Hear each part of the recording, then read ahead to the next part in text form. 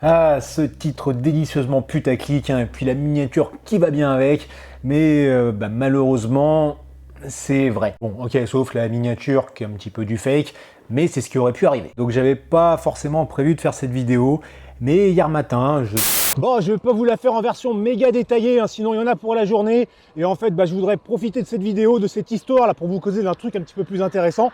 Donc, pour la faire courte, l'autre matin, je fais ma petite sortie tranquille. Je traverse un village, arrive à la sortie du village, en face de moi, un semi-remorque qui arrive, et derrière moi, une petite voiture jaune qui livre des colis, si vous voyez de quelle société je veux parler, qui décide de me doubler au moment où le camion me croise. Donc il passe entre moi et le camion, genre à ça de bien me défoncer la gueule. Hein, et donc messieurs, dames, n'oubliez pas, quand vous conduisez des véhicules de société, nous savons d'où vous venez. Hein, il y a des logos dessus.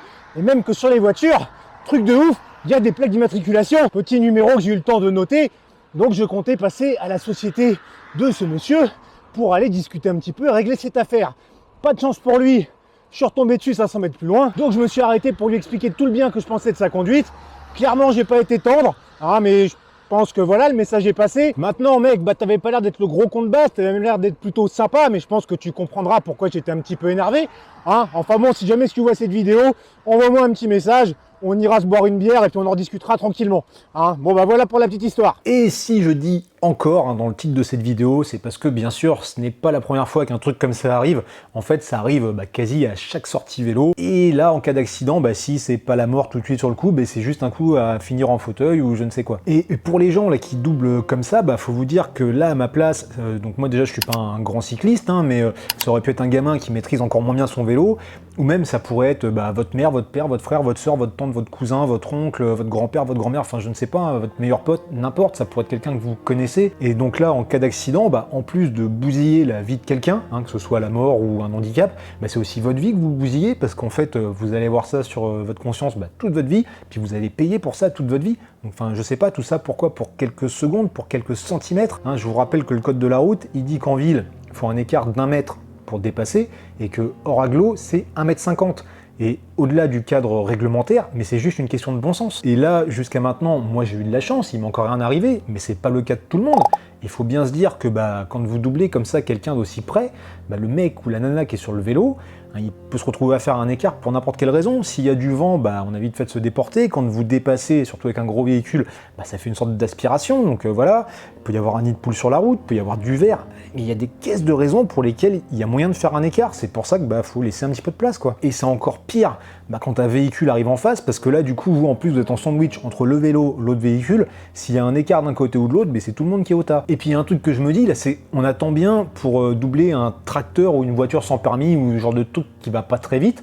On attend derrière et au moment où on peut le doubler, on change de voie, pour ça il n'y a pas de souci. Pourquoi est-ce que c'est plus compliqué de changer de voie pour un vélo, hein? Enfin, je sais pas, juste pour info, couper une ligne blanche pour doubler un vélo, ça c'est autorisé, vous risquez pas de prendre une amende ou quoi que ce soit. Par contre, le dépassement dangereux, là je crois que c'est 3 points et 135 € d'amende, au-delà du fait que juste vous risquez de tuer quelqu'un, quoi. Bon, et là, tant qu'on est dans le thème des trucs qui avancent pas vite, alors oui, forcément, un vélo sur la route, quelquefois c'est chiant parce que ça avance pas très vite, mais il y a quand même des vélos qui vont peut-être entre 30 et 50 km/h, peut-être même plus. Là, il y en a qui roulent vite et bien. Donc là, quand on arrive derrière en voiture, en camion, ce qu'on veut, c'est pas toujours évident d'estimer la vitesse du vélo. Donc c'est pour ça, faites gaffe, vous n'avez pas toujours le temps de doubler. Après, il y a aussi l'histoire des vélos en groupe. Faut savoir que c'est autorisé de rouler à 2 de front. Enfin, dans la plupart des situations. Je vais pas vous faire un cours complet. Pour ça, je vous mets le lien dans la description. J'invite tout le monde à aller le voir, comme ça au moins tout le monde sera au courant. Donc voilà, c'est autorisé de rouler à 2 de front.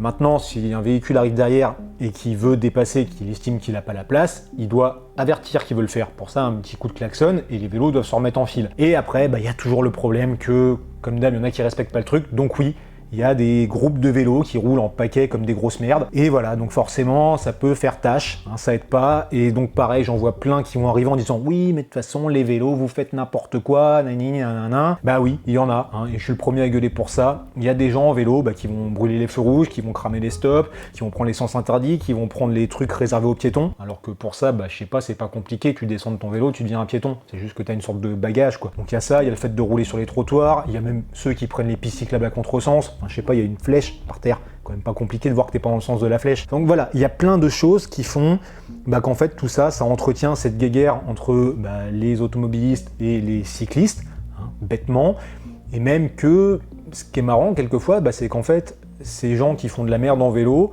Il y en a en partie, ce sont ceux qui viennent t'emmerder sur la route, hein, tout simplement, parce que ces gens-là, ils vont faire du vélo que pendant leur congé. Donc ça y est, c'est sur les pistes cyclables, les machins, ça fait n'importe quoi, ça roule n'importe comment, avec toujours la même excuse, c'est « Ouais, je suis en vacances ». Hein, je suis en week-end. D'accord, donc en fait, d'être en week-end ou en vacances, ça autorise de devenir con et ça autorise de faire n'importe quoi. Une piste cyclable, ça reste une route. Hein. Voilà, en général, il y a 2 voies, machin, c'est pareil. Faut pas rouler dessus n'importe comment, on évite de prendre toute la place, on regarde un petit peu ce qui se passe autour de soi.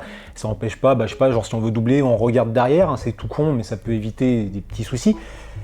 Voilà. Et donc, au sujet des pistes cyclables, hein, pour les automobilistes qui vont dire « Ouais, mais les vélos, vous avez rien à faire sur la route, vous avez des pistes cyclables, nanana ». Il faut savoir que les pistes cyclables, il y a celles qui sont obligatoires, donc avec un panneau bleu rond, hein, donc celles-là, faut les prendre. Et en effet, de temps en temps, je vois des mecs en vélo qui restent sur la route alors qu'il y a la piste cyclable obligatoire à côté. Donc là, ça le fait pas non plus. Et encore une fois, ça entretient cette petite guéguerre de merde. Après, il y a des pistes cyclables seulement qui sont conseillées. Donc là, c'est le panneau carré qui est bleu. Donc celles-ci, elles ne sont pas obligatoires. Et après, des pistes cyclables, il n'y en a pas partout. Typiquement, là où j'étais hier matin, entre le chemin duquel je suis sorti et celui que j'ai pris après, il n'y avait pas de piste cyclable. J'ai été obligé de prendre la route. Et puis même, en fait, on a juste le droit d'aller où on veut. Hein, les routes, elles sont pas réservées aux voitures ou aux camions ou aux motos ou aux trucs motorisés. Un vélo peut aller dessus, même un piéton peut aller dessus tant qu'il fait pas n'importe quoi.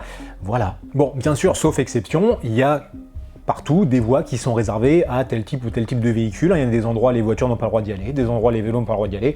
Enfin bon, bref, maintenant, comme tout à l'heure, je vais encore vous mettre un petit lien dans la description. Cette fois, ça concerne la réglementation au niveau des cyclistes. Et encore une fois, j'invite tout le monde à aller le voir. Hein, comme ça va permettre de comprendre pourquoi il y a quand même certains feux rouges que les cyclistes ont le droit de griller. Hein, parce qu'il y a des petits panneaux qui autorisent, par exemple, d'aller à droite quand un feu est rouge, puis les différences entre les pistes cyclables, les itinéraires partagés, les machins.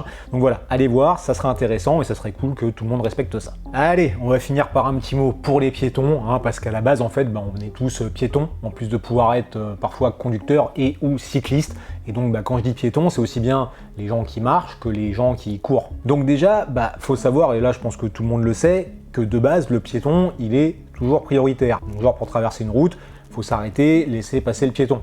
Du moins sur les passages piétons. Ça n'empêche pas que quand t'es piéton, que tu veux traverser les passages piétons ou pas, juste t'es pas con, tu regardes à droite à gauche si personne n'arrive, parce que forcément si quelqu'un arrive et qu'il est à 30 cm du passage piéton, on va peut-être pas le faire piler pour rien et risquer de se faire exploser.